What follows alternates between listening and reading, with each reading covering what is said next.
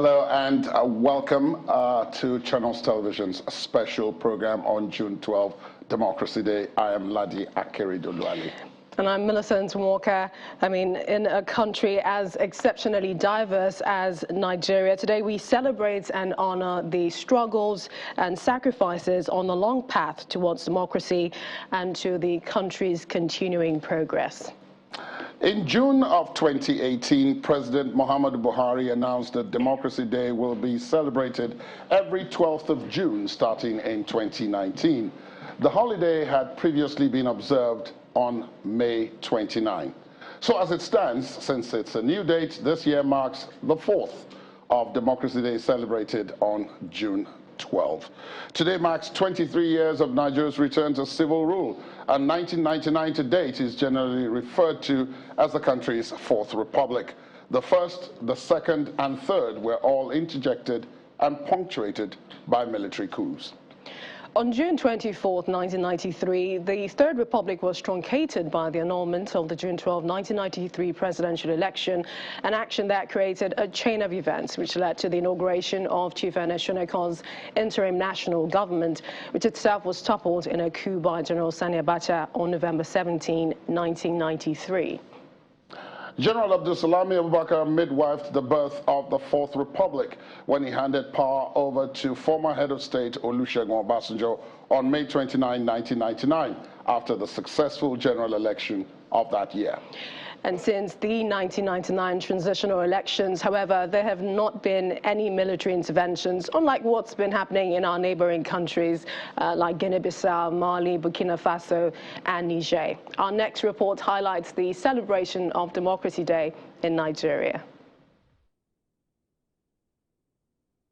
Fellow Nigerians, it's the President's last Democracy Day broadcast as Commander-in-Chief of the Armed Forces of the Federal Republic of Nigeria, and it begins by highlighting the nation's challenging journey to uninterrupted democracy. It therefore asks Nigerians to ensure the 2023 general elections are peaceful in honor of the sacrifice of Chief MKO Abiola and others. We must never forget the sacrifices of the heroes of Nigeria's democracy during 1993. Their patriotism and peaceful struggle should guide our actions, especially when it comes to electing our leaders and holding them accountable now and in future. Fellow Nigerians, this is my last Democracy Day speech as your president. By June 12, 2023, exactly 1 year from today, you will already have a new president. I remain committed and determined to ensure that the new president is elected through a peaceful and transparent process. President Buhari commends the maturity exhibited by the political class during the primaries while assuring citizens of a credible electoral process. I will therefore take this opportunity on this very special day to ask all candidates to continue running issue-focused campaigns and to treat opponents with dignity. The tone you set at the top will surely be replicated in your followers. Your right to choose your government will be preserved and protected. I am also promising you a free, fair, and transparent electoral process. With a brutal killing at the St. Francis Catholic Church in Owo, Ondo State, and citizens still held captive following the attack on an Abuja-Kaduna-bound train in March this year, among other security issues, President Buhari commits to ensuring their safe release. On this official day, I want us all to put all victims of terrorist activities in our thoughts and prayers. I am living daily with the grief and worry for all those victims and prisoners of terrorism and kidnapping. I and the security agencies are doing all we can to free those unfortunate countrymen and countrywomen safely. For those who have lost their lives, we will continue to seek justice for their families against the perpetrators. For those currently in captivity, we will not stop until they are freed and their kidnappers are brought to justice. With these promises by the president, all eyes are now on the federal government to walk the talk to further rebuild citizens' trust in their leaders. Boko Haram is not only the security issue bedeviling our country. The spate of kidnappings, armed robberies, herdsmen farmers clashes, cattle rustlings, all help to add to the general air of insecurity in our land. We are going to erect and maintain an efficient, disciplined, people-friendly, and well-compensated security forces within an overall security architecture. These words gave Nigerians hope that the menace of Boko Haram was coming to an end, the kidnapped Chibok girls will be rescued from captivity, and insecurity will be a thing of the past under this administration. 7 years down the line, conflicting arguments have been raised as to how well the Buhari government has fared security-wise. Nigeria failed to, over the years and over the decades, make the right investments in security architecture as to be able to take into account the changing dynamics in terms of security, the growing number of the growing population of the country. All these things, these dynamics, all these factors were not taken into account in terms of making sure that our security architecture is growing even as our population is growing and even as there are new security threats that are emerging. The beginning of insecurity in Nigeria starts with the stealing of public money by governors, the local government funds. As far as any government cannot address this, there would be insecurity because money will not be in circulation. To further boost the fight, budgetary allocations to security sector rose by over 100% since 2015, from less than 1 trillion naira to 2.4 trillion naira, leading to the acquisition of equipment such as the Super Tucanos from the United States and armored tanks from the UAE, amongst others, and the launch of various operations in all regions to deal decisively with security threats.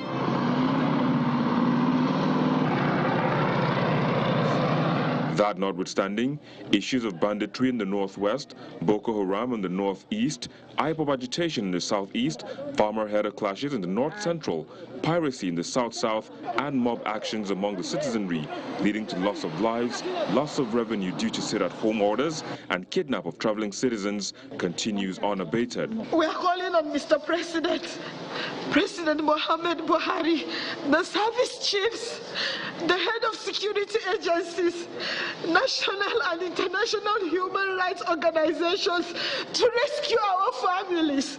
Our soldiers are carrying AK-47. Bandits are carrying AK-56, AK-58. There's no match. The AK-47 has a range. It gets to that range about 100 meters, it drops, and there's no fire again. Even when it hits you, it will seem as if a stone hits you after that range. And people are carrying AK-56, AK-58 that speeds 100 bullets in seconds, and the bullets go about 1 kilometer, 2 kilometers. So people are treating the symptoms. They're not really treating what the roots of the causes. They are not. These problems are not created overnight, so it's going to take some time for us to be able to actually get to where we need to be. Nigerian army is less than 170,000, and they're spread thin all over the country, and that is not their official constitutional responsibility.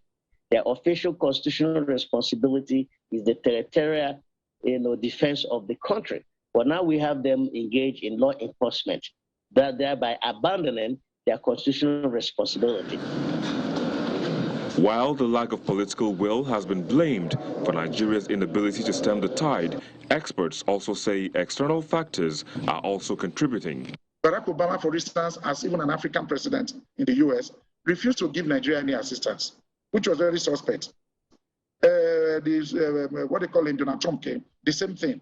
If we had gotten American help in terms of equipment, in terms of military intelligence, in terms of know-how, maybe we would have been able to surmount this insurgency. With technology solving many challenges facing the world, security surely is one aspect Nigerians would like to see added to a list of other sectors to witness a turnaround after its deployment. These terrorists and bandits that attack places like Kaduna, after their attack, immediately they run back into the forest. Now, the Nigerian army and the Nigerian government can deploy technologies like drones. You have drones that can be in the air for 72 hours, surveilling the whole forest. Former President Olusegun Obasanjo says anyone hoping to occupy the presidential seat and lead Nigeria out of its current security challenge must possess a certain quality. Passion means being mad about Nigeria, having the touch of madness. 371 votes. Perhaps the next president, come June the 12th, 2023, will heed this advice when he or she takes the reign. But while we wait, the Buhari presidency must keep trying to fulfill its constitutional mandate of protecting lives and property. Victor Matthias, Channels Television News.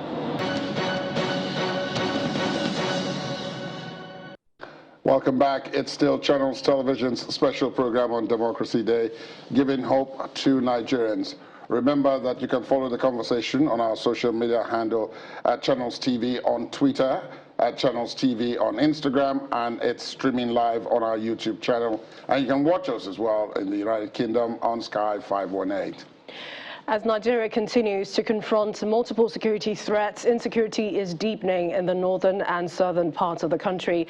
According to the Armed Conflict Location and Event Data Project 2021, there was a 22% increase in the number of organized political violence events in Nigeria.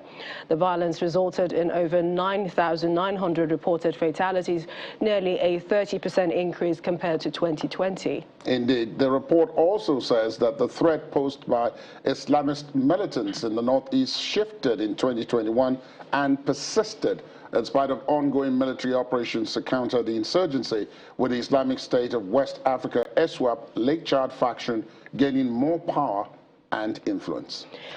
Now, joining us to give answers to some of the questions relating to insecurity and the military's role in mitigating the menace is Nigeria's #1 military officer, the Chief of Defense Staff, General Lucky Irabo. Welcome to the program, General, and good afternoon. Happy Democracy Day to you. Good afternoon, Ladi. A happy Democracy Day. I'm delighted to be here. And Thank you. I appreciate Nigerians. Thank you for your time. Now, from the last June 12, let's take it for about a year, from the last June 12 celebration till now, how would you assess the country's security situation? Well, before I come to assess the security situation, I'd like to crave your indulgence to congratulate Nigerians for over 2 decades of unbroken democracy in Nigeria, and to equally appreciate and commend members of the armed forces, both serving and retired, for realizing the need for democracy and putting it into context, knowing that democracy is a process and every one of us needs to keep our eyes on the ball in order for us to indeed achieve the desired development and progress of our nation. Now, back to your question, which has to do with assessing security situation from the last June 12 Democracy Day celebration of 2021 till now. I will say that a lot has happened, quite a lot of improvement in terms of the armed forces and other security agencies doing all that is necessary to bring peace to the various troubled regions of the country. And I know that even though you've just given some snippets of some reports, I can tell you that from last year to now, we have had quite a lot of improvements from the northeast to the northwest, north central, south, southeast, and southwest. Of course, there still remains a long haul in terms of addressing the nuances that attend to insecurity in Nigeria. Given that scenario, General, many of those listening to you will shake their heads and say they don't see any signs that things have indeed improved. I mean, if we take a couple of examples, not to go too far, you have what happened just over a week ago or so now in Owo in Ondo State. Before that, in March, you had the Kaduna train incident, of which only yesterday or thereabouts, 11 of the 62 people who were kidnapped were released. That means about just over 50 of them are still in captivity more than 2 months later. And there are several other examples. There was the brutal killing of the House of Assembly member in Anambra State, the member representing Governor Chukwuma Soludo's constituency. So if we take just, some of these examples, there will be those who will argue that there's no sign of this improvement. So perhaps you want to speak to that and explain to them what you mean by improvement. Well, thank you. No doubt there are incidences that have occurred which, of course, manifest insecurity across the country. It would be foolhardy for anyone to think that we have, achieved our end state. No, we have not. And this, of course, I need to categorically state. But what you must understand is that with these events or incidences which you've just enumerated, there are hundreds and thousands more that have been eliminated. Perhaps you may not know that just only the same week you're talking about the Owo incident, in Kano, for example, given the intelligence available to defense and security agencies, we were able to botch what would have been the most catastrophic incidents within our country. And in that operation, we indeed recovered IEDs, that is improvised explosive devices making materials. We recovered large quantum of arms and ammunition and other materials which, of course, the criminals were intending to use in various parts of the country, including Abuja. We equally, of course, have had both covert and overt operations across the parts of Nigeria, ensuring that the ignoble intentions of the criminals amongst us are not brought to fruition. That the Owo incident happened, and of course the few incidents which you touched on, does not imply that improvements have not happened. Let me perhaps state that peace is a process. Peace is not an end state. And if, of course, you could take a look at the war stage, countries around the world, you'll find incidents of violence and criminality in one way or the other. But that does not mean that we should not put what is happening within our country in focus and ensure that we take all measures necessary such that we get to a stage where we'll be recording 0 incidents. And I believe that that is possible, and that's precisely what we're working at. And General, some analysts have said that, there appears to be a trend of militant expansion to territories in which, they had largely not been present previously. What can you tell us about the extent of ISWAP in Nigeria and Boko Haram on the other hand? Well, ISWAP being an international criminal network, of course, has its ideology. It also has its aims and objectives.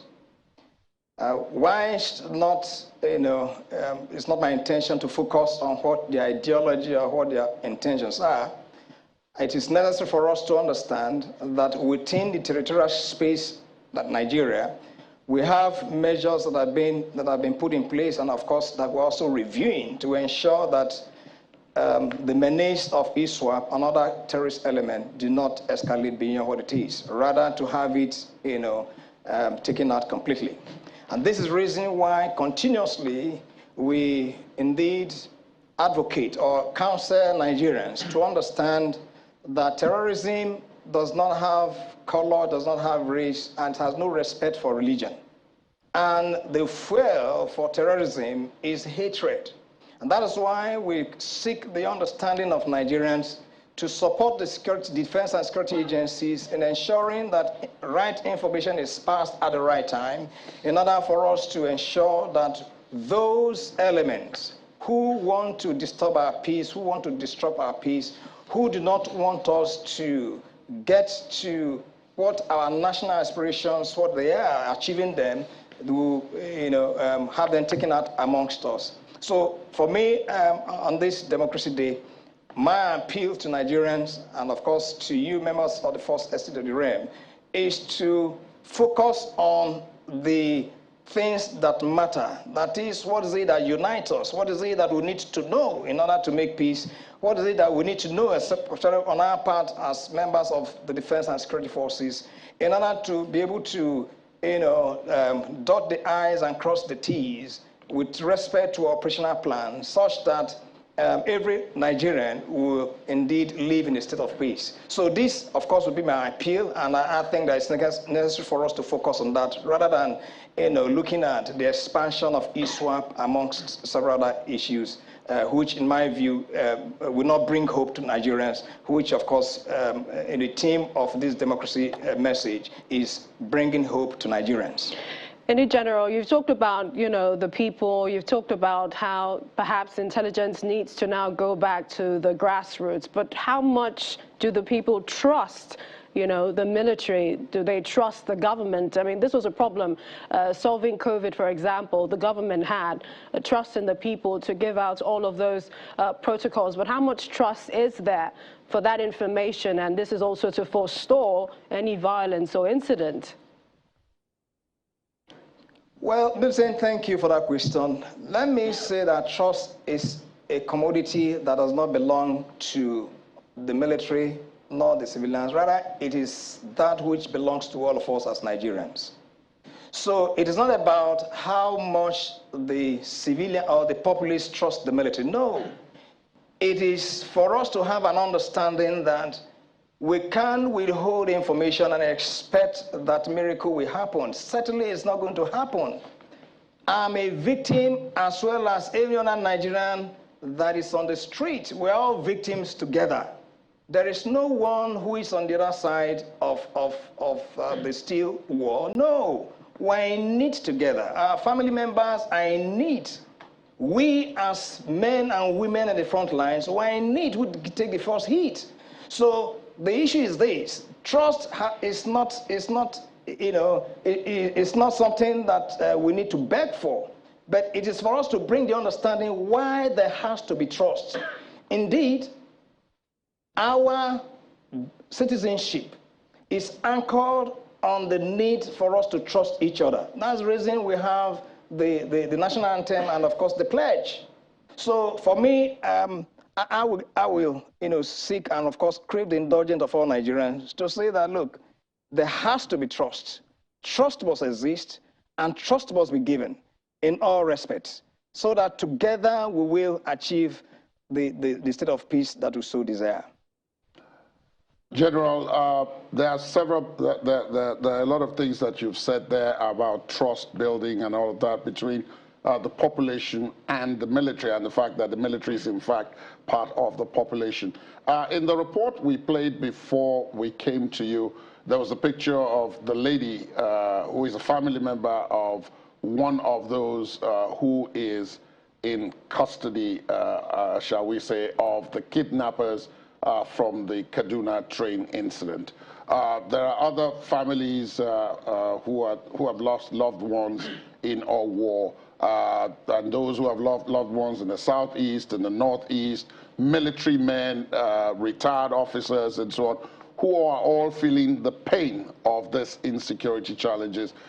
We know that you have to get to the church service, which is part of today's Democracy Day. So one will ask you, what will you say to those people to assuage their feelings that, look, this is a big hole that we seem to find it difficult to climb out of, because it appears that even though you say that for everyone that eventually happens, so many are foiled, the one that happens is the one that people focus on, because that is where their pain comes from. What will you say to those people to assuage those pains and to give them hope that this is not going to be continuous? Well, thank you very much, Ladi, for that question. First and foremost, let me equally thank you and the Chinese television generally over the reportage concerning the 11 release victims that happened yesterday. Now, I'm sure as the days go by, you understand that Nigerians that are concerned were part of those who were responsible for the safe return of those victims. And I think the chiefest of them all, of course, is Mr. President, Commander-in-Chief, who, of course, has given us a marching order that everyone who is behind, enemy lines, if you like, who are in the dens of their captors, must be released, hale and hearty. That, of course, was the caveat that he added to us in the mandate. And so it means that if there is any rescue operation that is to be conducted, anyone that leads to the death of the captives, then of course it means that that operation is not a success. So this is the reason why all the avenues of approach to solving this problem is being pursued. And so what I need to perhaps at this stage tell the families of the victim is for them to continue to have hope on the defense and security forces, along with other well-meaning Nigerians who are engaged in ensuring that peace return to our land. All hope is not lost, and I must say, all hope is not lost. Every day, and I'm glad that, and I also need to use this opportunity to congratulate Mr. President for the broadcast that he made this morning. And indeed, he actually captured that every day he's in grief over the plight of those victims that are in various states of captivity. So this is actually the spirit that drives our action. And we, of course, feel the pain of everyone, especially the family members, and to perhaps use this opportunity to assure them that no stone will be left unturned in ensuring that their loved ones return to them again. And I'm hopeful that this objective that we've set for ourselves will be achieved. So let them keep hope alive, and I also would like to urge Nigerians to continue to keep hope alive, make the necessary contributions, and give information that that never again shall we have a situation where Nigerians will be abducted and will, of course, will be there in perpetuity. That is something that we must end, and I believe that we will achieve it going forward.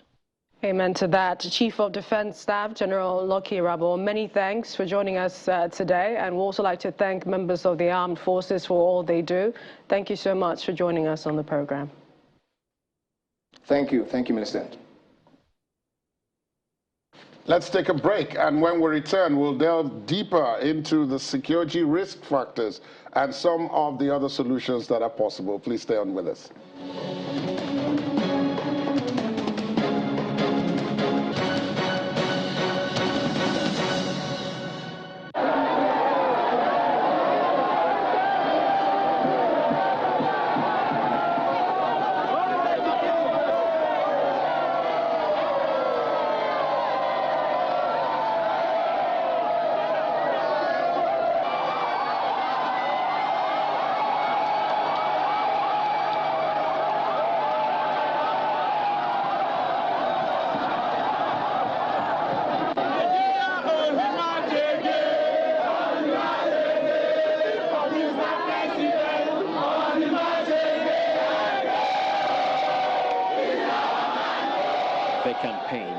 The people of this country went to polls on Saturday, June 12, 1993, and without let or hindrance chose me as their president. Didn't they? Well, I say that in any modern society, the people have a right and a duty, not just a right, to express the popular will by popular action, provided it's peaceful. And throughout the political history of Nigeria, we've had that under all regimes. There have been marches, demonstrations, all sorts, so long as it's peaceful. It's the people's right. In this case, it's a double right. The people are insisting that the law should be obeyed. What can be better than that?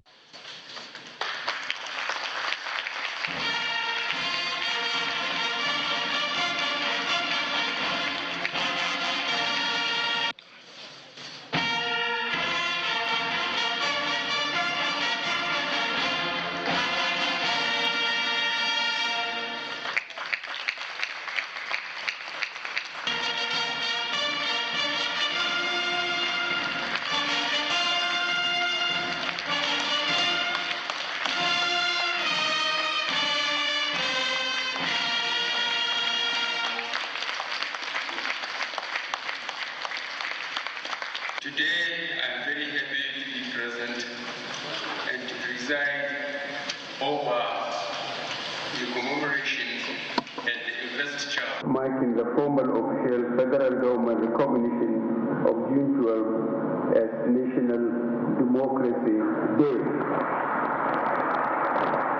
Thank you all, and God bless the Federal Republic of Nigeria.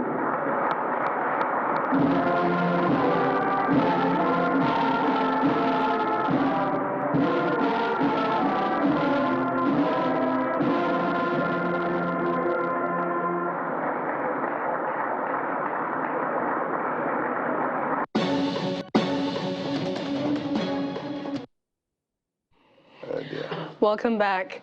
In March 2022, there was a month-to-month increase in security incidents and fatalities, as well as kidnappings. Well, that's according to Beacon Security Report. In the third month of the year, Nigeria recorded 428 incidents that resulted in 702 abductions and 1,497 fatalities, affecting 217 local government areas in 35 states.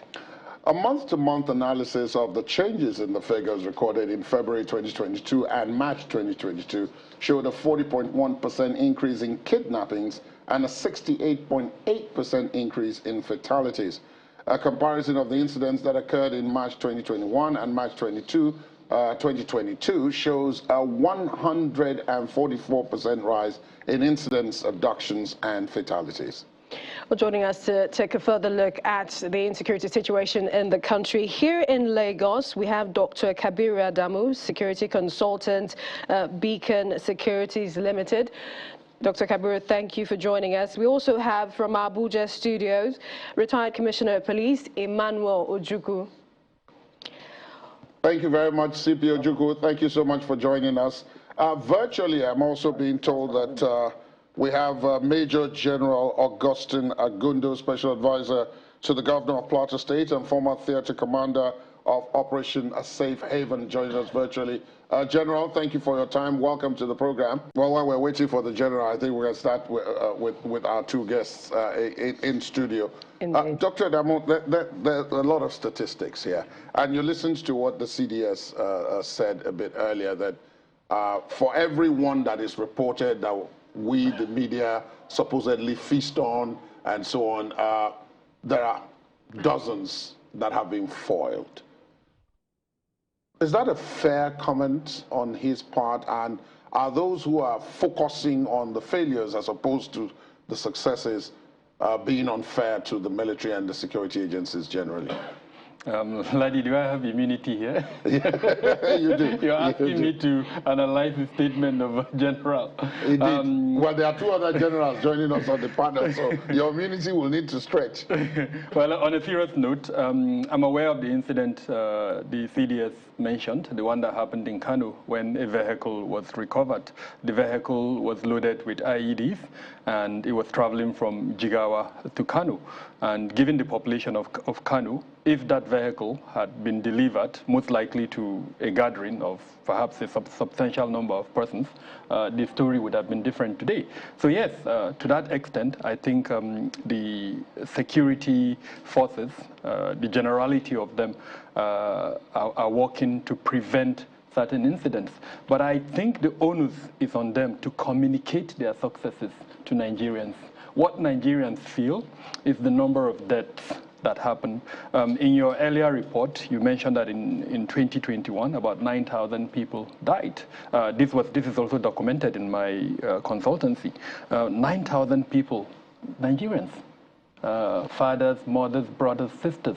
So rightly, Nigerians are not happy with the security situation. And I think while the military is preventing some of these incidents, it's also the responsibility of the entire security sector to report the successes in a manner that Nigerians would appreciate and understand, so that 9,000 is dropped to a number that I think would show Nigerians, if we drop it to, let's say, even 1,000, Nigerians would still complain. If we drop it further to 100, Nigerians perhaps would be happier. And so it's a way, it's a means between communicating successes as well as preventing the occurrences that we're seeing. And I agree totally with the CDS that it's a responsibility that must be taken up by both the security sector organizations as well as Nigerians as a whole.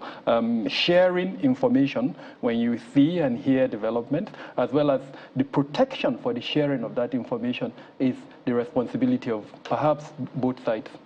Indeed, better said before you jump in. I think Major General Henry Ayola, former Chief of Defense Research and Development, has joined us in our Abuja studios. General, thank you for your time. Welcome to the program. Thank you, Ladi. Thank you for having me. Good day, viewers.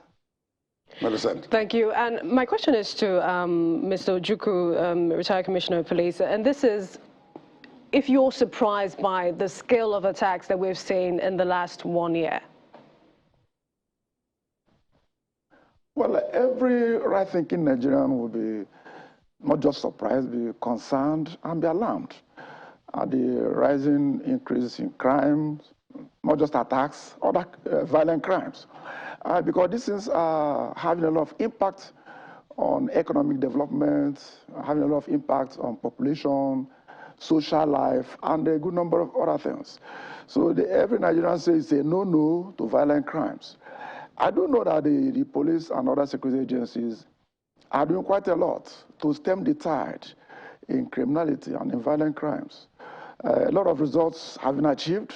A lot of activities have been prevented from happening, but a good number still do happen, and the Nigerians are alarmed. Rightly so, because everybody wants to protect life and property, and so anything that happens that is detrimental to social development, economic growth, and normal flow in life, in property, is of concern to everybody, to me and to every well-meaning Nigerian.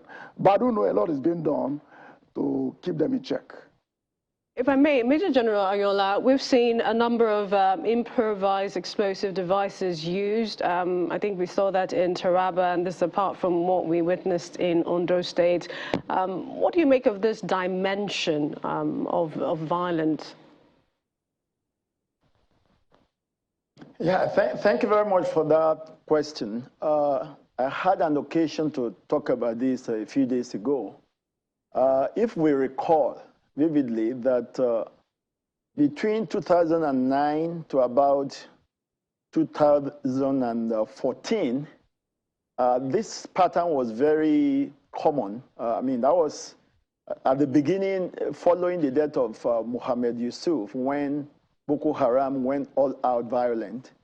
This was their initial modus operandi, at that time, bombing, using vehicles to do counter-strike effect bombing, human-borne IEDs and all of that. That was how they started before they graduated into actually engaging the military forces and then eventually settling in the Sambisa forest and all of that. So it's like going back to that modus operandi. So it's actually not strange when we look at it from that perspective. But then it then tells you that we could see it as a resurgence of an old tactics, And so perhaps what we did then to curb that before they change tactics, we have to revisit that and see how to also deal with it decisively this time around. That this is Boko Haram return, or Boko Haram now in as ISWAP? Oh, okay. Well, when we say ISWAP, I think we need to also remember ISWAP started as a faction of Boko Haram. It was actually a breakaway faction of the mainstream Al-Banawi sect that was actually initially led by the son of Mohammed Yusuf, Abu Musab.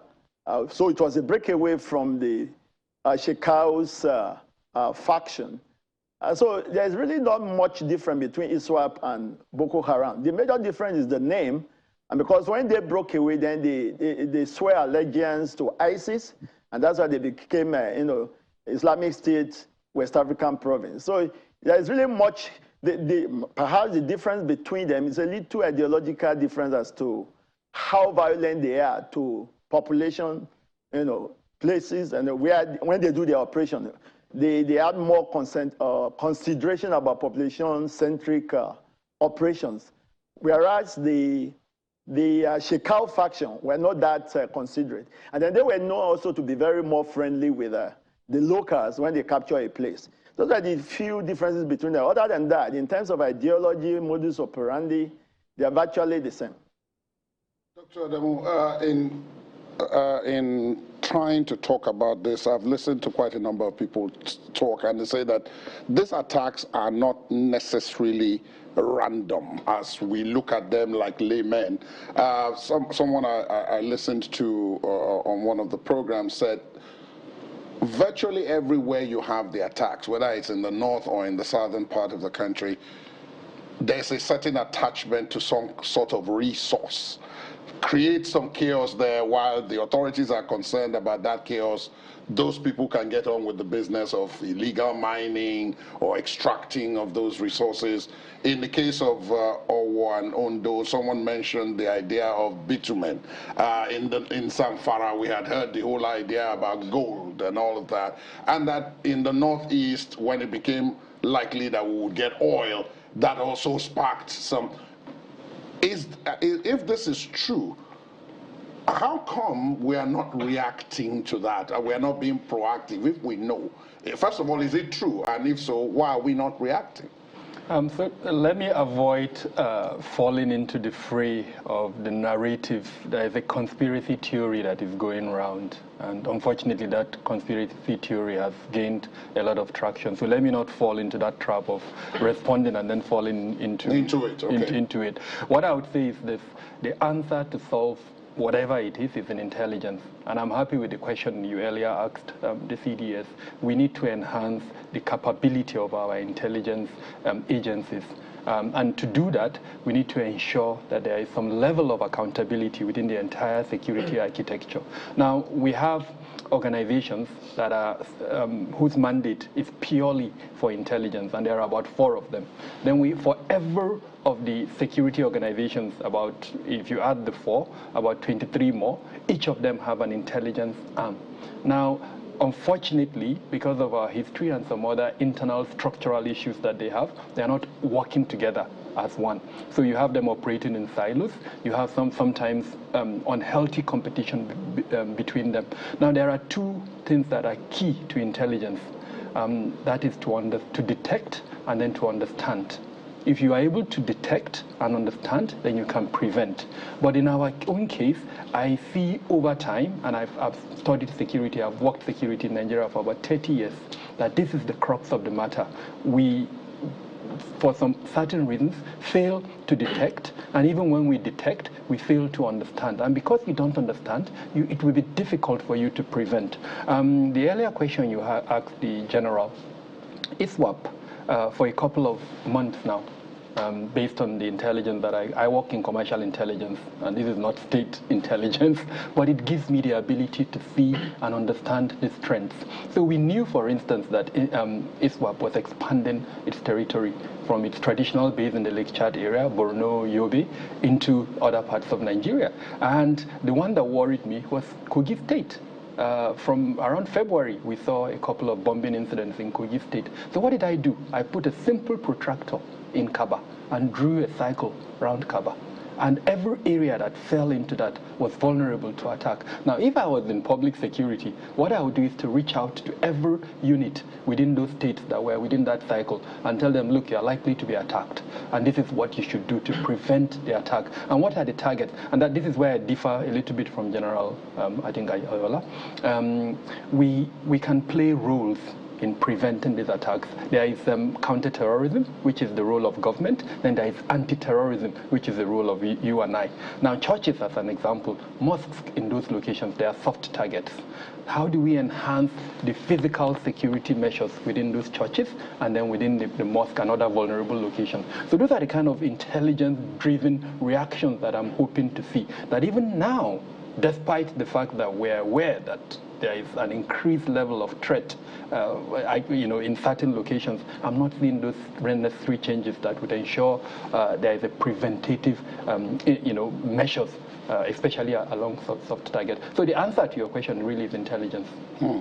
Now, General Ayola, the military is at the forefront of this. There are those who have argued that the military should not be at the forefront of this, that it was a mistake of strategy to put the military at the forefront of it, that actually, because most of this involves civilians, whether they be bandits or you call them terrorists or whatever, they are civilians, and that the police and the intelligence agencies that Dr. Adamu just highlighted would have been better, because the military's primary mandate is to defend territorial integrity, and that now they are spread over virtually all the states of the Federation. The territorial integrity suffers as a result. Is that again a fair comment on the situation? Do you agree, as a former military officer or as a retired military officer, that it was wrong to put them in front in the first place? Okay, thank you very much. I think this is a very critical question. It offers me the opportunity to clear this once and for all. I hear people say this a lot of times about either the military has a duty relating to internal security or not. I think there is a need to go back to the Constitution. The third function of the military mentioned in the Constitution is suppressing insurrection and acting in aid of civil authority, as they may be called out to do so by the president. So constitutionally, and even by training, the military is also trained to participate in internal security. Now, but this is how it works. Usually, when any crisis starts as just some form of criminality, yeah, the police operate the same way. You deploy the conventional police. If the situation gets bad and escalates, then it gets to the time you deploy the mobile police. That's how it's done. Usually, force is applied incrementally. Once a situation has degenerated or escalated to the point that is beyond the normal police duty, that's when the military is called out. And we've long passed that point, long past that point. That was how it was. In fact, on the plateau where I was commander of Operation Safe Haven, because it was all police operation initially, but when it escalated beyond what the police could handle, of course, that's what happened. Then the military is called out. So it's the normal, and even the military also operates that incremental way. You deploy your conventional forces. When it gets worse, then you start thinking of your special forces, and people who are trained to deal with specific kind of operation. That's the way it is. So it's not an anomaly in any sense. We have gone through that phase, and before it became clear, and the commander-in-chief will then call out the police. So it's not an error in any sense. Usually, that's why it starts that way and graduates that way. So that's what I would say about that. Perhaps we'll also ask about integration of the security agencies in terms of intelligence. But I'd like to ask you, CP Ojukwu, to what extent does the police use intelligence in their activities? Yeah, thank you very much. Right from inception, the police has always had an intelligence arm or a department that oversees intelligence and gives intelligence, actionable intelligence to the force to operate. It's been ongoing, and a lot of development has been put in place in that regard.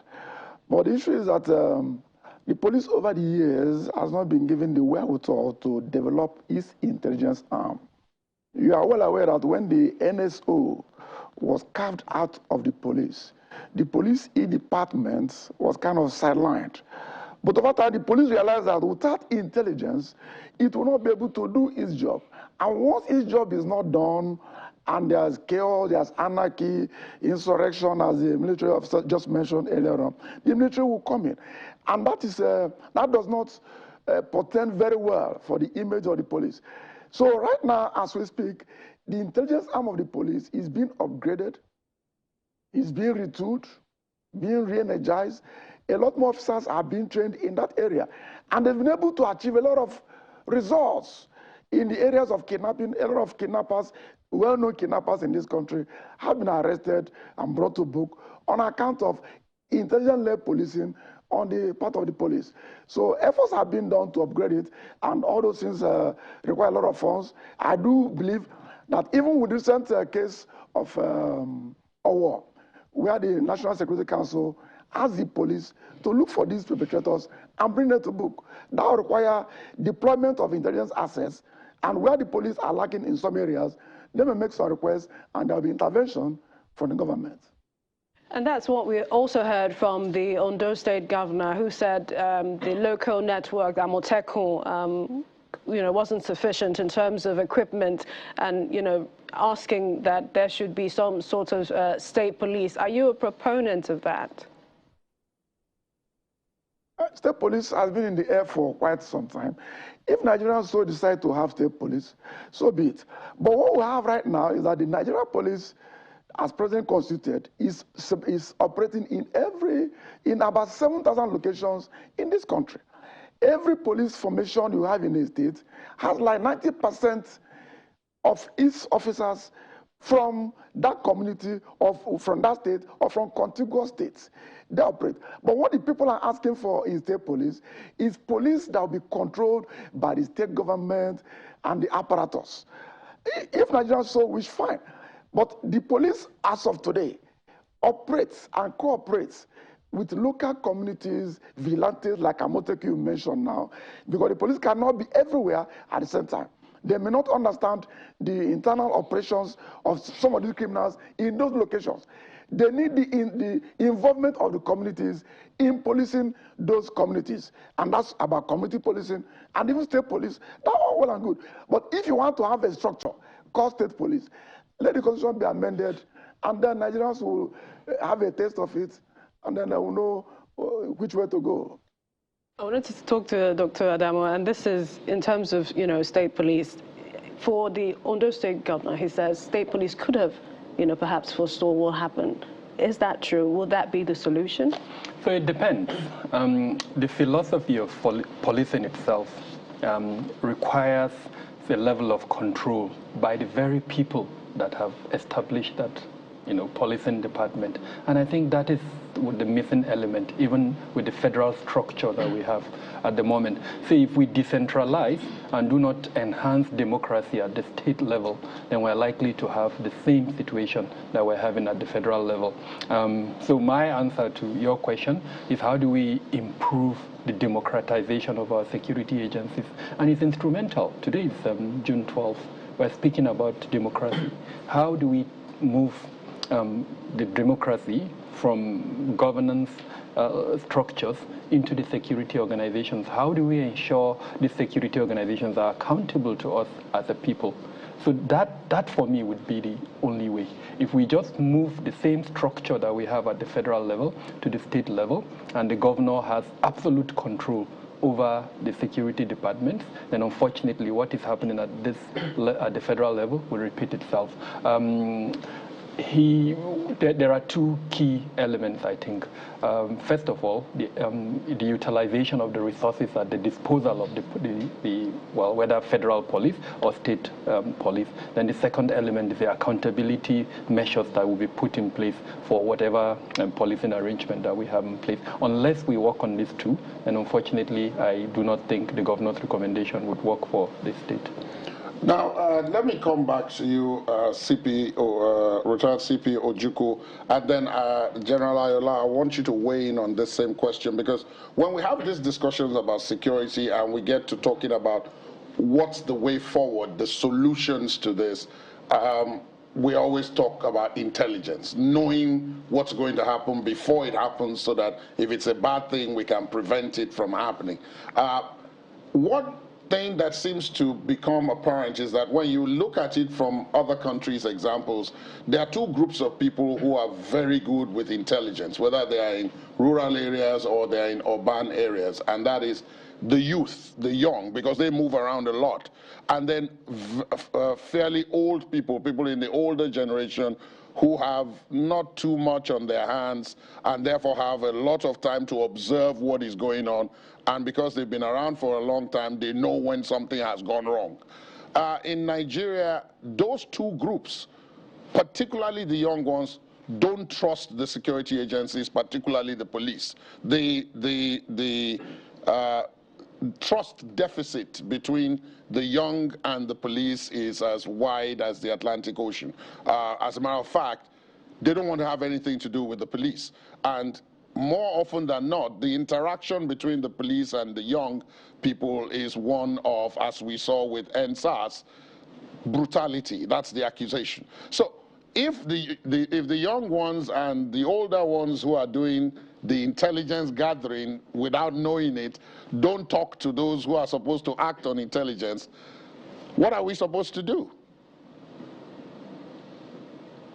Okay, thank you for that. If you look at the police as it is considered today, the top echelon of the police are like 20 to 30,000, while over 250,000 are junior officers. And these junior officers are part of the youth you're talking about. They also grew up from those same communities where you have the youth who are so-called civilians. So they interact extensively. They went to the same school, they go to the same churches, the same mosques, so they have a lot of interaction between them. This is that the youth of today are on a fast lane.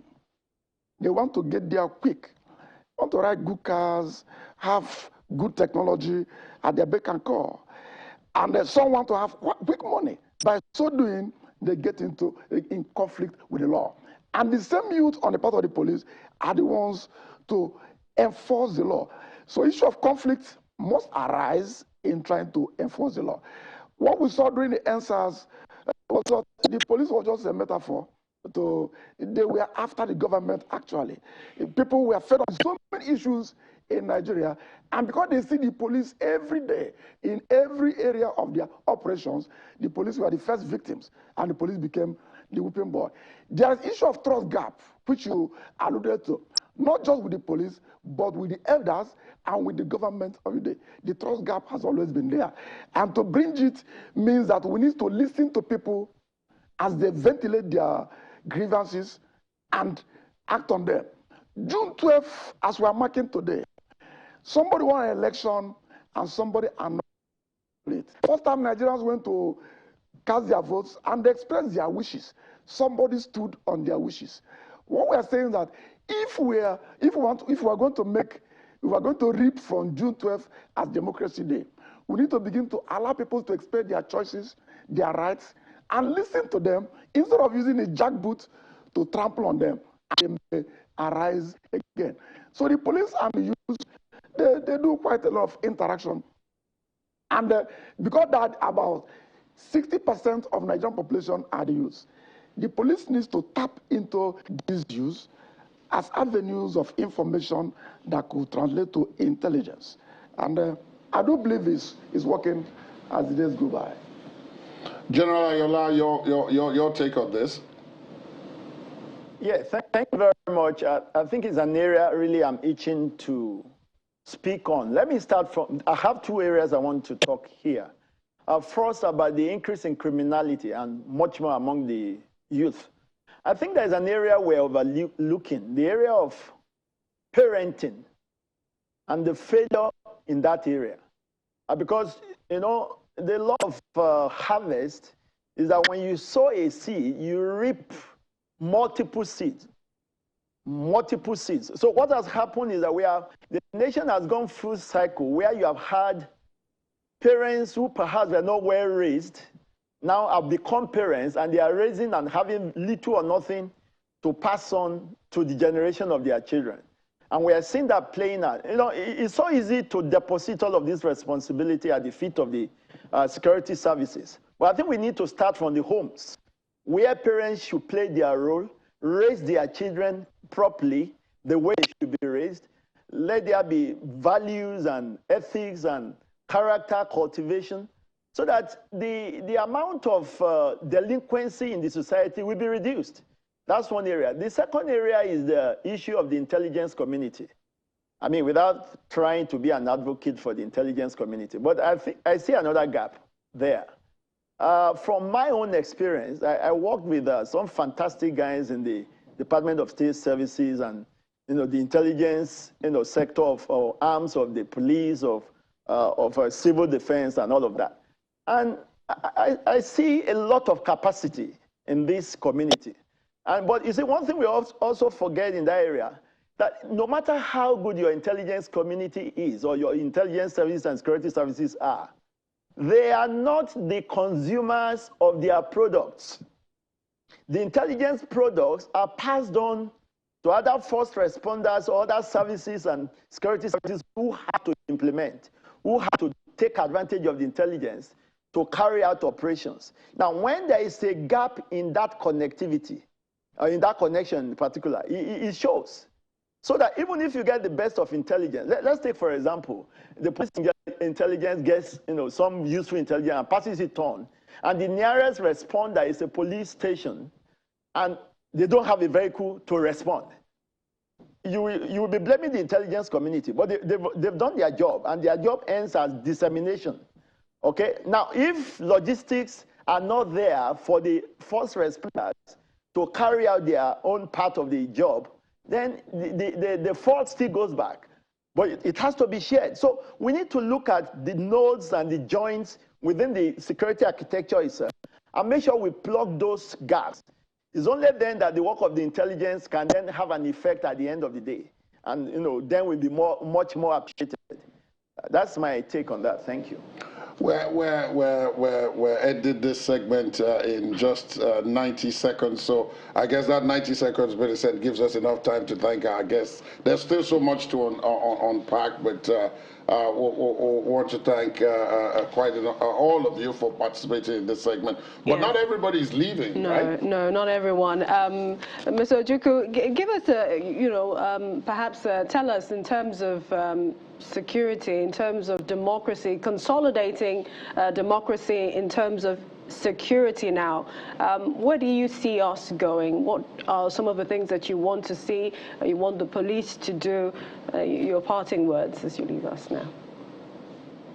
Yes, I want to see the police be more teachable, more amenable to learn the rudiments of enforcing law and order in line with the dictates of human rights.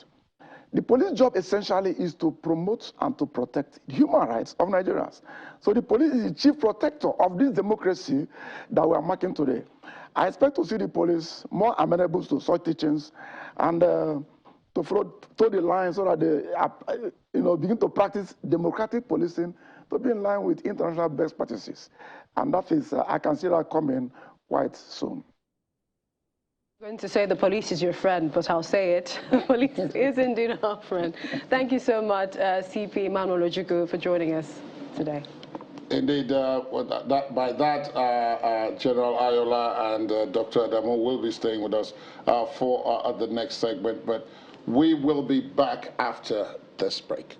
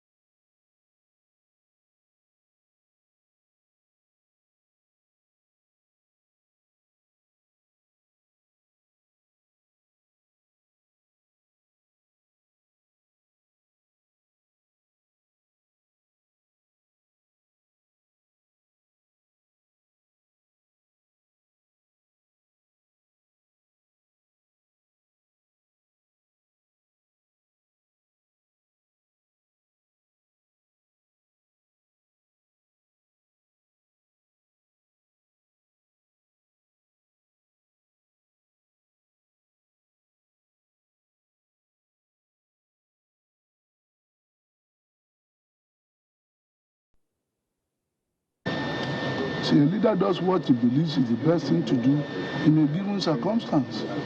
But a leader, when he has superior facts, can change his mind. That won't amount to apology. Well, we're not asking him to apologize. We're just asking that in the light of the popular mandate of the Nigerian people, as a Nigerian too, and as a leader of Nigeria, you should think again. That's all.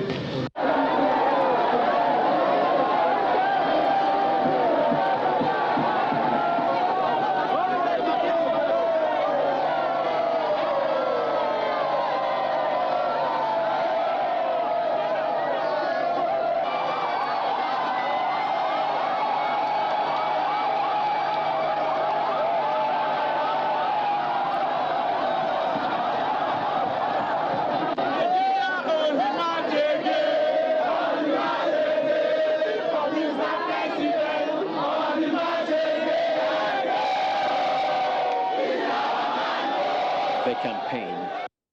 Today, June the 12th, marks another Democracy Day anniversary and an occasion to celebrate freedom and unity of our nation.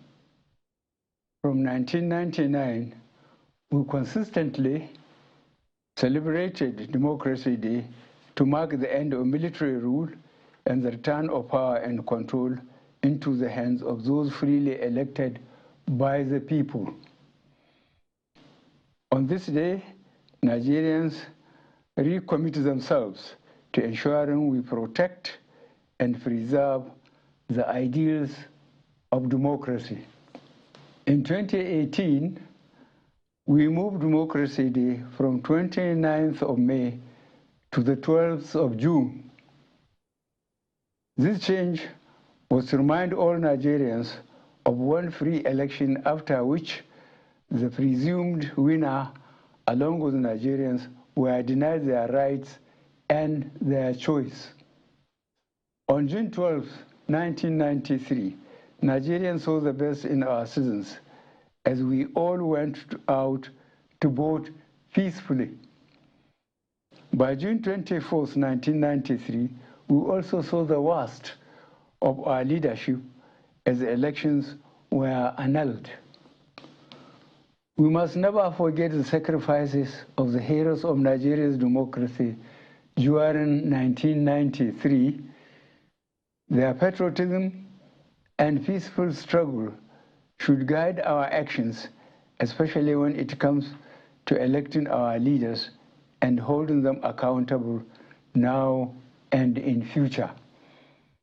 In honor and memory of one of our national heroes for democracy, Chief MKO Abiola, GCFR, we must all work together to ensure this transition is done in a peaceful manner.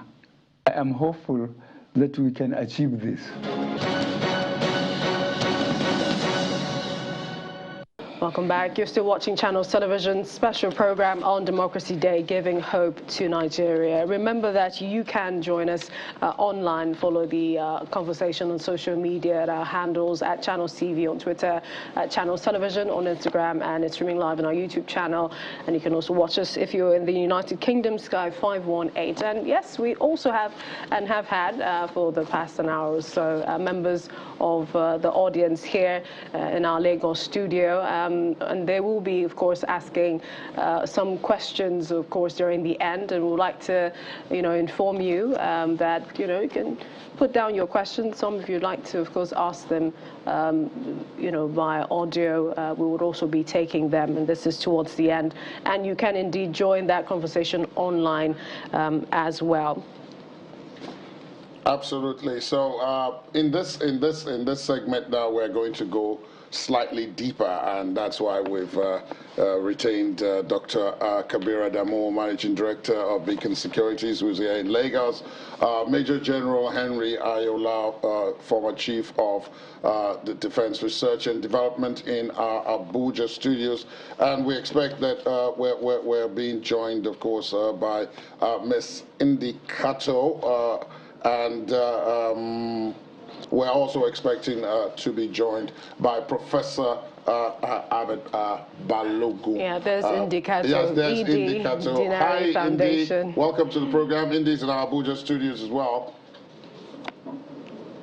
Me. All right. Thank you for your time. Welcome. Professor Ahmed Balogun is in the Federal University of Technology, Akure, and he joins, we expect him to be joining us virtually.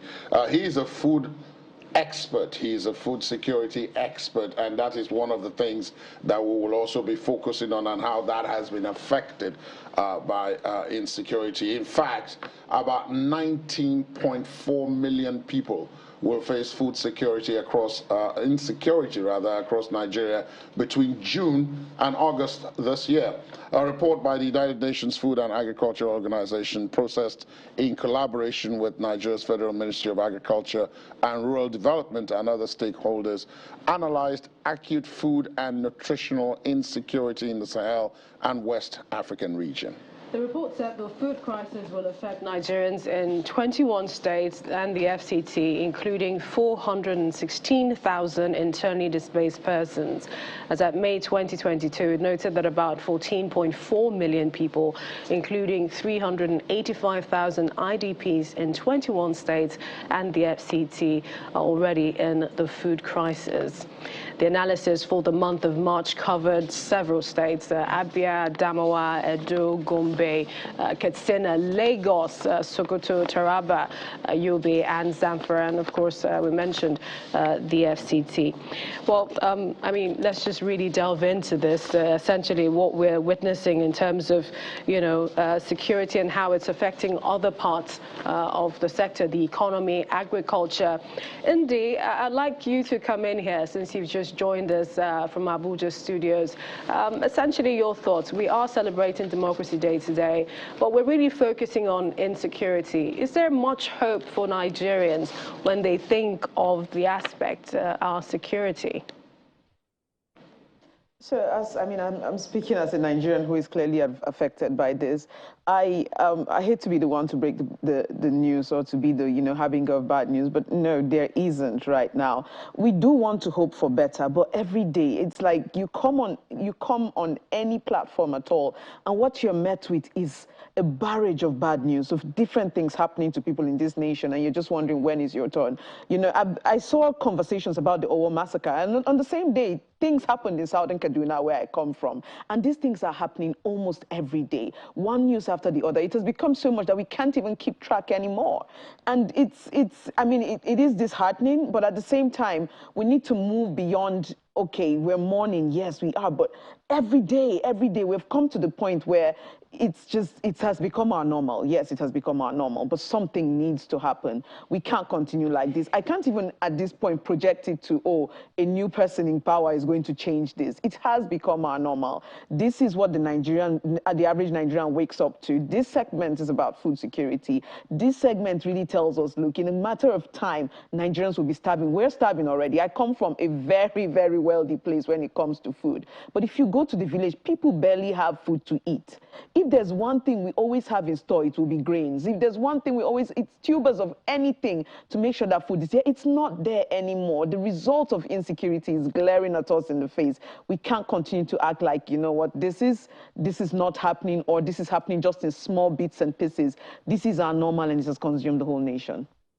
Stay with you, India, and ask, as you said, southern Kaduna, like many other parts of the north, and indeed many other parts of the country, are areas that are supposed to produce food in significant quantities, not just for the immediate environment, but for movement to other areas where they produce other things and then collect those other things and bring there. But this insecurity that you've talked about prevents farmers from getting to their farms. And if they can't get to their farms, they can't plant, they can't harvest. So there isn't anything to eat. So that's what you've talked about now.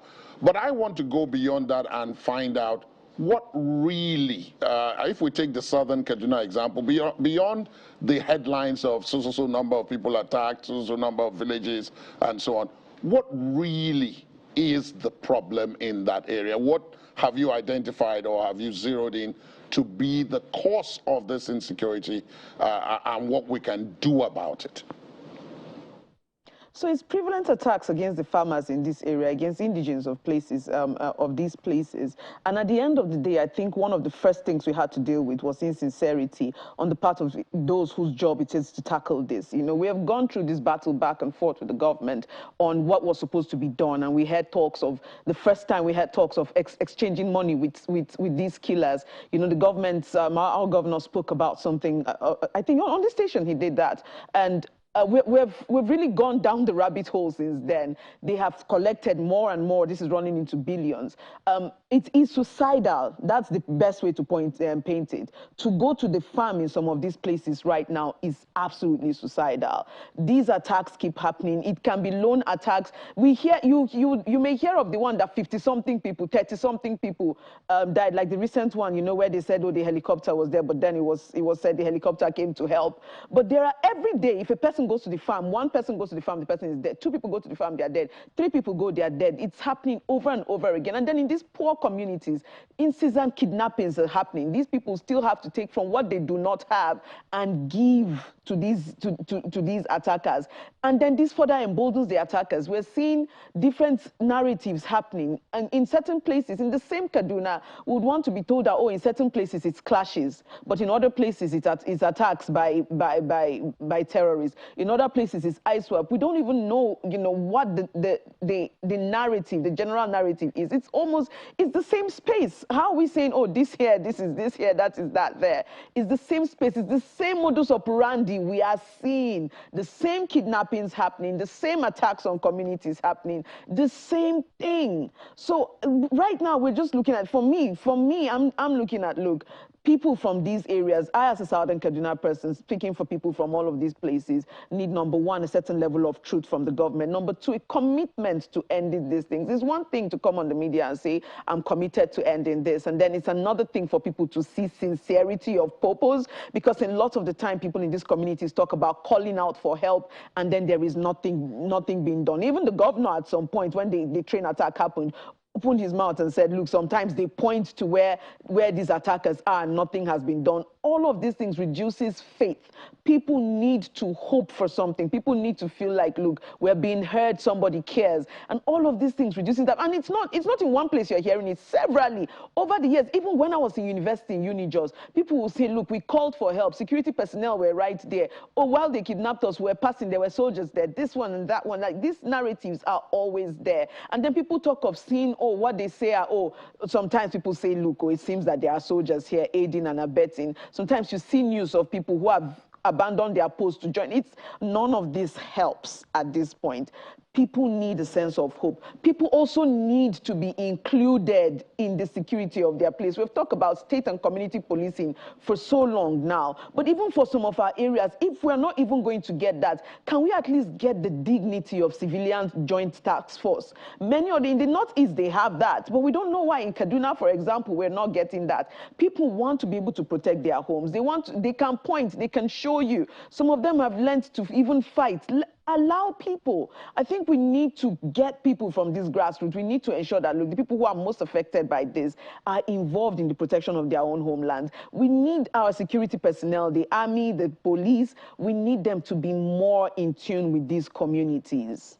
You don't come to these communities and you are aloof. You don't come to these communities and you act like, look, we are people who have come from somewhere and you are just bloody civilians. I think that if you come to these communities and make people feel a sense of safety around you, feel like, look, you are for them, people would open up more. It will help policing. It will help maintain security in these places. But as it is right now, we're not really getting much of that. And I honestly, with the trajectory, with what we have seen so far, I'm not seeing things getting better anytime soon. It's time to explore new options.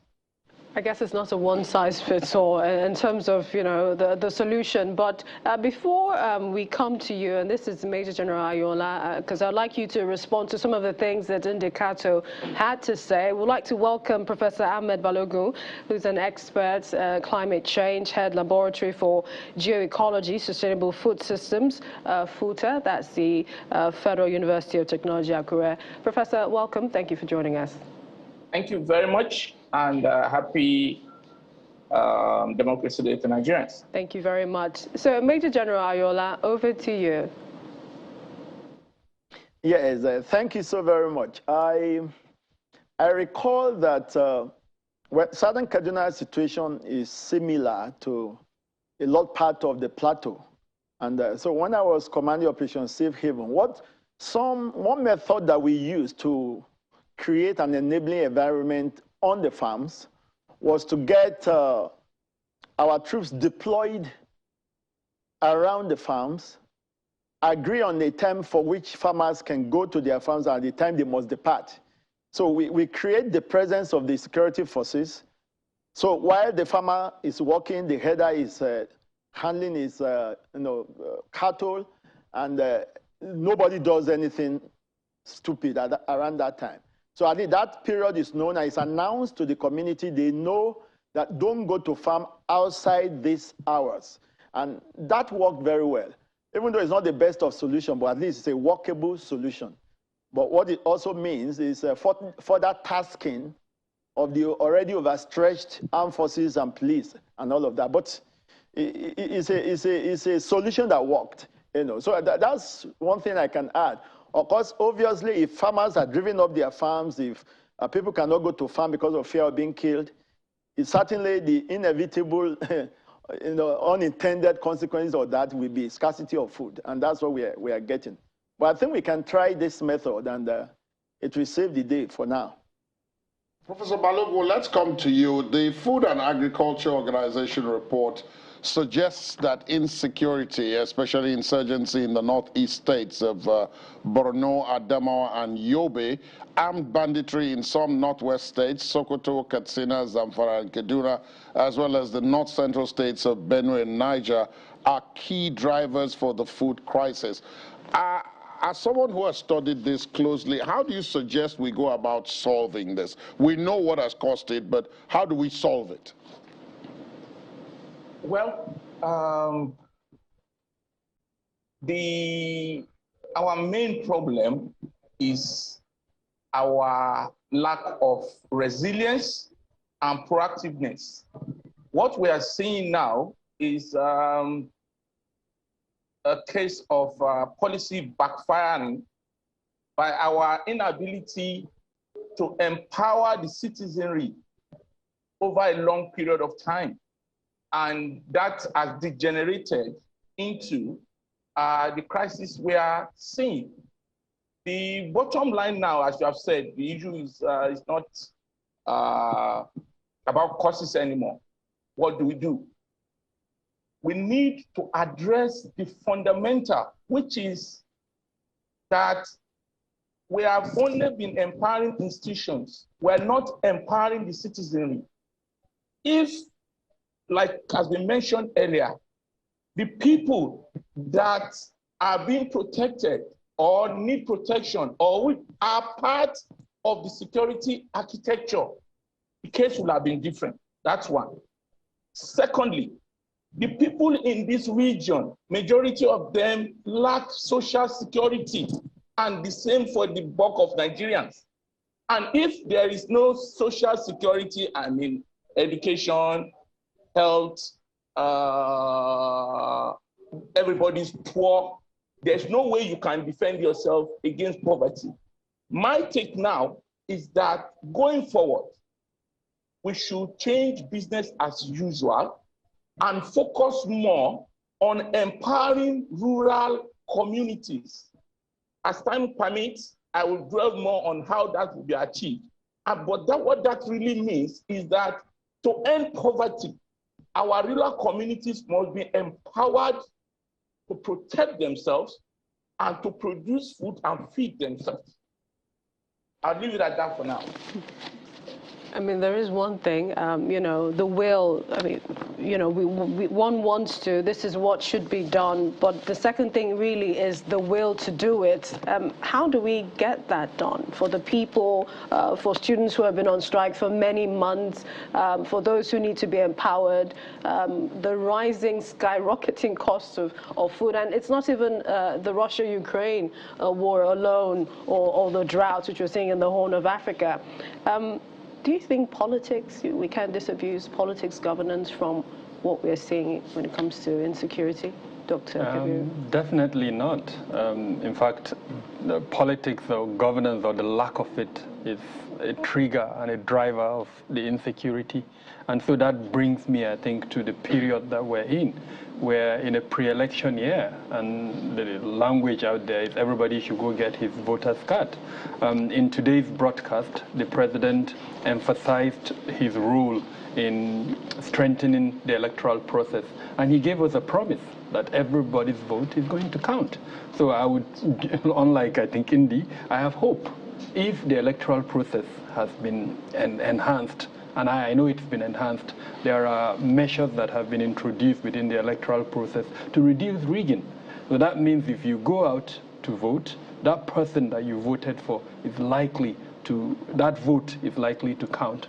So all I can say at this stage, given the relationship between governance and politics, or lack of it, and insecurity, is everybody should go get his voter's card and identify that person that promises you he or she is going to walk towards your aspirations. We all have different aspirations. I don't want to campaign for any individual or political party, but as long as the person's promises, you can align with that, it resonates with you, go and get your voter's card and go and vote.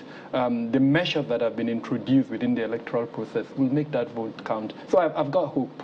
Indy, are you convinced that, you know, come 2023, things will be looking up? I think I don't think we can get lower than this, hopefully. I don't think we can get lower than this. But one thing I've noticed now, and one thing I have a major problem with, is it seems governance has really stopped in favor of the preparation for 2023, and that's a serious problem. So hopefully after that, things will look up. INEC has done a lot. I think we've talked a lot about the electoral process. And yes, Mr. Kabir, I actually have hope with respect to that. These things are very specific. INEC has done a lot to improve their process. And so this election is a test. I mean, there's also the Osun election, but this election is also a test to see how far these things have, you know, these preparation has come. We're hoping that, look, this time around our votes count. Every election so far, I've seen some certain level of improvement. INEC has done a lot. They've done workshops. They have done a lot of collaborations, even with civil society, to show, look, they're ready for this. At the end of the day, we are going to see a certain level of unpreparedness, you know, voting materials, all of that. But I think that we're going to have a much better election than the last one. With respect to who is going to enter, it's very important that we take these elections very seriously, really, really important. Elections has led us to where we are right now. These things, the politics of things determine whether you sleep at night, how you eat, all of these things, all the policies, everything that affects us, these things determine them, and we need to take them seriously. So I'm not going to throw a damper or, you know, a damp or wet cloth on the elections, because for a lot of us, this is the hope that we have, that things are going to change. So this is where my hope is right now, that from 2023, at least we will see some improvement. We really can't go lower than where we are right now. I come to you, Professor Balogun, because if people are hungry, they will not vote, regardless of how many summons INEC or indeed any of the other agencies give. And all the indications are that if we don't do something quickly, and so I'm going to drill down on the first question I asked you, which you said if you had a bit more time, you would be able to address a bit more in detail. It's important that we address that question in detail, because even before now, Nigeria had some gaps in its food sufficiency ratios. And so the insecurity, coupled with what my colleague Millicent has just mentioned, the war in Ukraine, which means that we are largely cut off from wheat, oil, and a couple of other essentials, means that the situation is even worse than it would otherwise have been. The key question at this point is that while all of us go get our PVCs and prepare to vote for whoever we want to, we are hoping that it will not be on an empty stomach, because then we would not probably be making the choices we would otherwise have made. How do we do it in such a way that we avert what so many have called this looming crisis?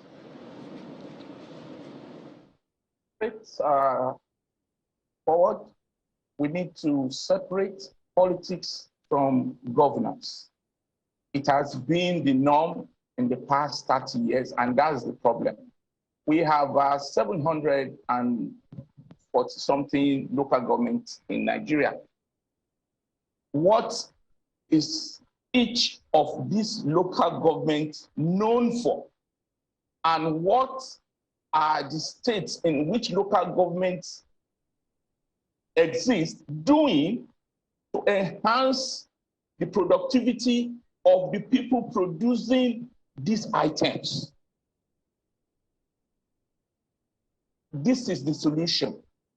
We need to truly, holistically, honestly decide to identify our, what we call contemporary advantages, and close in on that and empower the people that are doing it.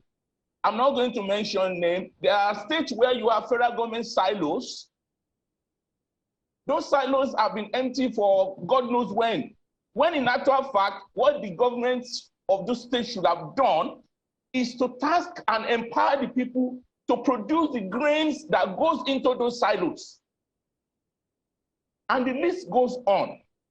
If we have youths that are not engaged, they are going to be tools for people that are going to use them for evil, and that is what we are seeing. So my take on this is that if we look at the number of people in a particular local government doing what, do we have that data? I want to say that our political elites have apathy for knowledge. A lot have been said about intelligence gathering. It's all about data. It's all about knowledge. Do we have this information at the world, at the local government level? How many people are there? What are they engaged in? How and what are the plans to empower these people to do more? We're not doing that. Talk less of protecting themselves. They are not empowered to produce food to feed themselves. Now, they are also not empowered to protect themselves. So we need to go back to the basics. Apart from that, we have a system that, tie your hands. Our constitution needs to be seriously looked at to empower creativity and innovation. Right now, that is not happening because there are certain things you just cannot touch, even if you can. So these are the serious issues we need to address as a people. Thank you. Indeed. So, Dr. Adamu, let me now come to you. I stayed with Professor Balogun because this is an area that he has studied, particularly the food aspect.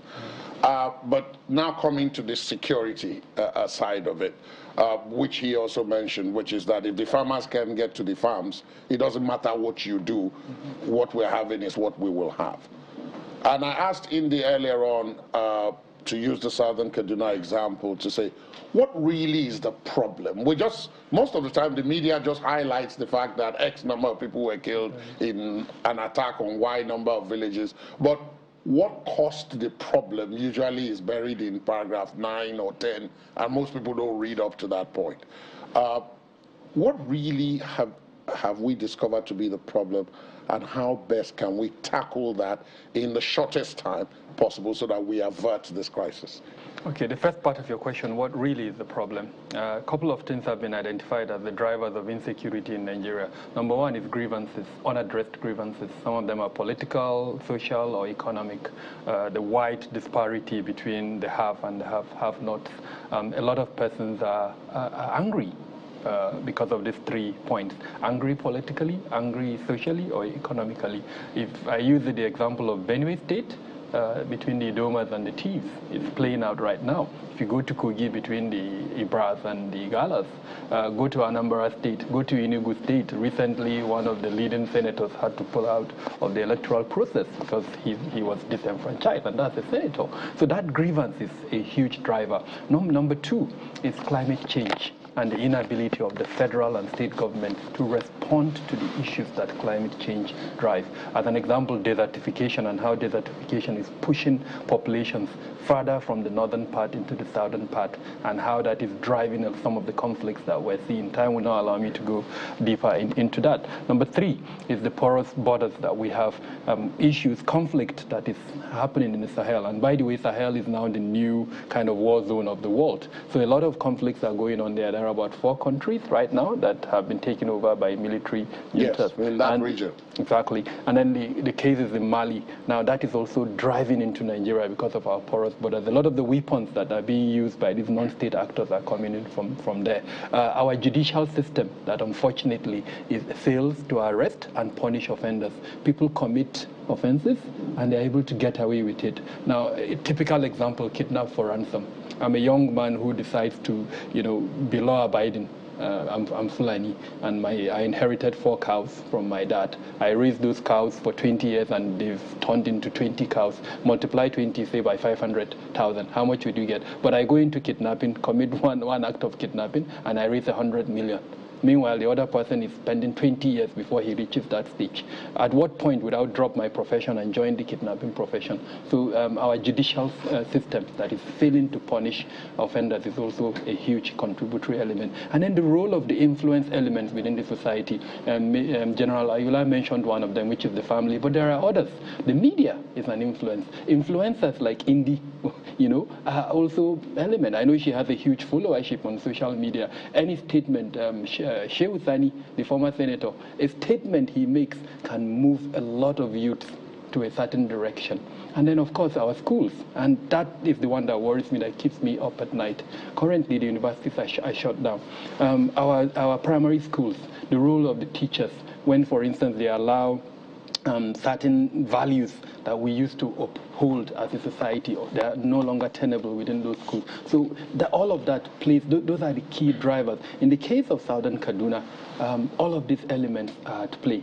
I didn't mention the proliferation of small arms and light weapons. It's also a huge driver, because no matter how angry you are, if you don't have a gun, for instance, to go and commit the act, it's likely that whatever you do will be limited. But the moment you have a gun, then so all of these things play together as the drivers of insecurity. And to the second part of your question, how do we end all of this? We've got a beautiful document, the Revised National Security Strategy 2019. That document moved us from our concept of national security, which was state-centric, to a concept of security that was human, including food security. So all the elements to enhance food security are contained in that document. In summary, what I think we should do, let's go back to that document. It was introduced in 2019. Have we done a review to see the implementation? What are the challenges towards the implementation of that document? I don't think we've done that. So we've got the answer. We just need to enhance our implementation. And to that extent, I would encourage, especially the role of the legislature. They have a responsibility. There are 3 core functions: legislation, oversight, and then, of course, representation. So in these 3 functions, they can actually look at this document and find out, why is it that this is a beautiful document? Why are we not implementing it? If we say, for instance, that our national aspiration is to ensure food security, but we are at a situation where in one community, the ability of that community to produce has been limited by about 80%, we should find out why that ability reduced by about 80%. Thank you, Dr. Kabiru. Our audience, they're itching to ask questions. And yes, we're very certain. I actually have quite a number of them here. General Ayola and Indy, we'll come to you in a couple of minutes for your closing comments on this segment. But at this point, I want to call on some members of our audience to ask some questions of... Yes, but we'll come back to them. We just need to go on a quick break. Do stay on with us.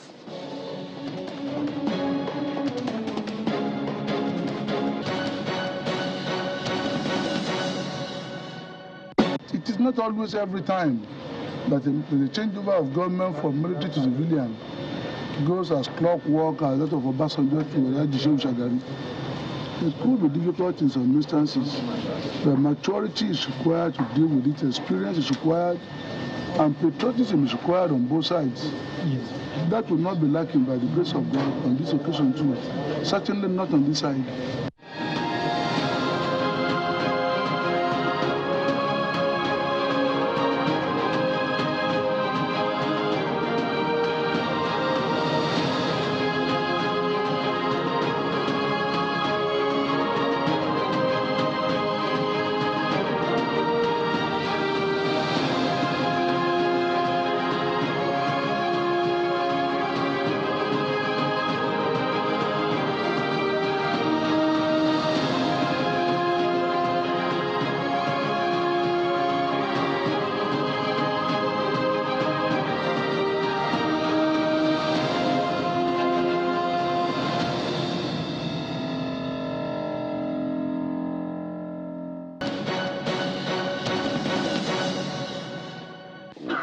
Welcome back. It's in our special program here on Democracy Day with the theme Giving Hope to Nigerians. And we're soon going to, of course, get some of the questions from our audience. But Dr. Kabir, I just quickly wanted to ask you about cybersecurity. That's an issue. But how badly is it affecting us? A lot. We are in a modern world where technology, Internet of Things as an example, social media apps and platforms have been created that we have no control over, and we are not ready for them. Now, on the one hand, there are platforms for gathering intelligence, and in my honest opinion, even the government or departments have not realized that those are platforms for gathering intelligence. In the president's speech this morning, he did mention cybersecurity and surveillance. So I think that, as we go forward, especially as we move into the 2023 elections, we need to start talking about the role of cybersecurity and the role of surveillance capabilities within the cyberspace towards enhancing our security. And to do that, there are certain major things that we need to avoid. In post-EndSARS, we saw what CBN did. It closed the accounts of certain persons. And then if you look at the digital currency, those that got involved, their accounts were affected. And that's not good for a democracy. We need to ensure that we're proactive and put in place laws that are not only transparent, but that also inform the citizens that if you do X, this is what is going to happen. If you wait and you're proactive, like the Twitter ban, then the kind of negative image that we got around the world would happen. So cybersecurity is here. It's necessary, but we also need to be proactive. And speaking about the revised National Security Strategy 2019, it also spoke about cybersecurity. So hopefully, my recommendation, if we do a review on the implementation of that strategy, perhaps we can also look at cybersecurity. Sometimes one wonders if the government is just really far from the people, or there needs to be an agency between the government and the people. So accountability, Millicent. The government needs to be more accountable. If you ask me for one word that would improve our lot at the moment, frankly, I would mention accountability. The government should be accountable, especially if agents. All right, let's hear from our audience. Ruth Kezo, you have 30 seconds to ask your question. Where is she?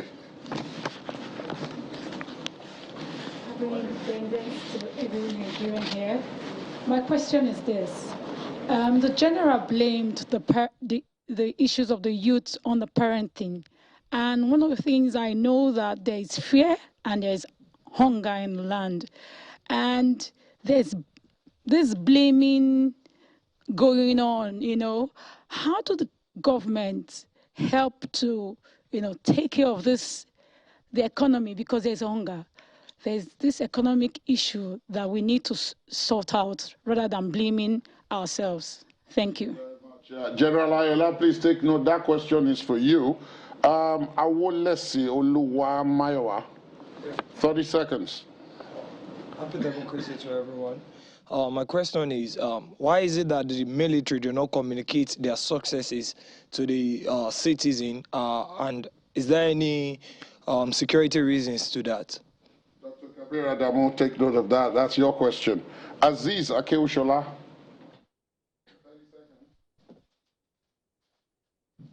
Happy Democracy Day to everyone. My question is, to what extent will sensitization go in increasing the rising crime rate among youths in Nigeria?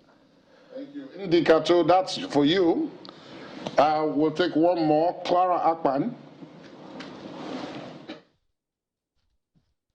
Happy Democracy Day, Nigerians. My question goes to Dr. Adamu. You said you are into commercial security, and you get security information sometimes early enough. But because you are in the commercial security, it doesn't get to the rest of the public, Nigerians. How can Nigerians benefit from what you do? And what advice or what idea can you contribute to the security agencies on how they can improve their strategy to get the security intelligence information early enough and how they can act on it? Thank you. Thank you. Patrick Esekodi. Happy democracy to all Nigerians. My question is to Dr. Kabiru. There's a lot of money being said that in the budget, but we find out that at the end of the day, there's little or nothing when it comes to intelligence. We don't have the right intelligence to at least get information and gather what is going on around. Now, my question is this, because in the developed countries, you will find out that a lot of intelligence is done. But I want to know, how can we move forward? You know, that's my question. Thank you. And finally, I have here, I believe the name here is Dosumu. Yeah. Okay. All right, thank you so much. Happy Democracy Day in Nigeria. My question goes to us. Apart from the intelligence department, as you have mentioned earlier, it's crystal clear that we're in a digital world, and it's very, very shown that we have not been leveraging it. So my question goes to us. What about leveraging technology as a tool to curb the insecurity? Because I'm very, very aware of programs, applications that can be made together in order to solve all these conundrums. But however, I don't know, maybe the police force or the military arms are making use of it. Thank you. Now, it seems as if quite a number of people want Dr. Adamu to, so we'll come back to you, Dr. Adamu. Let me start with you, General Ayola. The question about the issue with the youth and the gap, the issue of parenting. There's a question around that. What's your response? Thank you very much. I want to thank the person that raised that question. It's a very critical one. Yeah, it's very simple. We all came into the world dependent on our parents. So the start point for bringing of anyone at all is the home. Now, every part of society has its own share in raising a child. It starts from the home, then the child goes to school, then the teachers and the school community begin to contribute their own portion. And then, of course, it goes to the larger society as the child grows up to become an adult. So I'm only starting by saying, okay, that start point is very critical because that's where the foundation is laid. Foundation for values, ethics, character, it starts from the home. We can't run away from that. That's not to say that I'm putting the whole blame on parenting. No, I'm just taking that fundamental, that foundational aspect of it. You know, because usually, I mean, you talk about catching them young. Whatever anybody gets at the home front, it becomes the reference point from judging when it begins to go out. Peer pressure and other societal influences are usually resolved with reference to that home training. You know, and that's very strong. That's just the point I made. Permit me to just say a word. That was a question. I know you're giving Dr. Adamu, but I think it's more of a military question. Why the military does not advertise its successes? Basically and professionally, an average military officer is not given to advertising successes. That's typically, I mean, based on, you know, inclinations and all of that. But secondly, there's also what we call operation security, OPSEC. Sometimes in advertising a success, you may be giving out some information that will subvert your further and future, you know, operations. So usually you have to be able to balance it and see if there's any necessity to do so, and if it does not jeopardize your future successes. You know, that's just what I want to say about that. Very much. Yeah, that takes that burden off, Dr. Adamu. Your question, which I asked you to note, your response, please. So first of all, with respect to rising crime and youths, there's poverty in the land. There's a sense of hopelessness. Young people are idle. They are out of school. They do not have jobs. Definitely, these things are going to lead to rising cases of criminality. The other part of it is we do need behavioral change in Nigeria. So yes, there is a need. There's a need for concerted effort towards behavioral change. Nigerians are beginning to, not beginning, it's there, right there in our culture, in our music, on Instagram, on social media. Everything points to an ostentatious culture, a culture that is pushing for, look at wealth, look at all the trappings of wealth without any explanation for where this wealth is coming from. I do think that the government, national orientation agencies, civil society organizations, all of us need to do a concerted push towards behavioral change for Nigerians, because at the rate we're going, sometimes it's not even the fact that, oh, there is hunger in the land. At some point, people are looking, just like Dr. Kabir said, somebody with his 20 cows knows how long it's going to take for his 20 cows to bring money. Another person goes and kidnaps and gets 100 million. People start to think that that is the place, that is the way to to go. So we need to start pushing back to honest work in Nigeria. We're seeing in a lot of spaces, the praise, even in our churches, our mosques, everywhere, the praise for unexplained wealth. People are keen into this because, of course, again, the judicial system, there's no sense of justice. Just however you get it, that's what we're seeing now. We are rewarding a system where however you get it, once you have it, you are rewarded. We need to take a step back from that. So I do support his notion. And yes, there needs to be a concerted effort. National Orientation Agency, you are there for that. Civil society organizations, you're there for that. And a lot of us who have some level of influence, this is the time to start talking about these things and pushing from the pulpit, from the mosques for these kinds of things, because at the rate we are going, our entire culture is subsumed with this. It's not looking pretty. I've spoken about this over and over again. The key is behavioral change. Indeed. Professor Balogun, before I come to Dr. Adamu, who will have the last word on this and in this segment, let me come to you, Professor Balogun, and ask a question that I was surprised that nobody asked within this audience, because it had to do with food. And that is that most people think that agriculture is something that other people do, and that they just go and collect food and eat. So very few people are involved in agriculture. But what can we do to make it possible for more people to find agriculture interesting? Thank you very much. The climate change global issue has also come with it some positives. And given the changing climate, we're now talking about growing more food with less land and less inputs, what we call climate smart agriculture. And it's something that everybody can engage in. We've talked about a lot, and I was fascinated about the issue of the guy that inherited 4 cows and the one that is kidnapping. Now, back to what I was saying, that guy that has 4 cows, now 20 cows, selling for one for between 250 and 500. What support has he gotten? Now, with climate smart agriculture, he does not have to move his cow from Kano, Katsina, Jigawa, wherever to any place. There are now creative innovations that allows him to grow the food that the cows will eat year round. The same thing, that is part of growing more food with less land and less inputs. If you have irrigation, you have there's a maximum amount of food that one cow requires.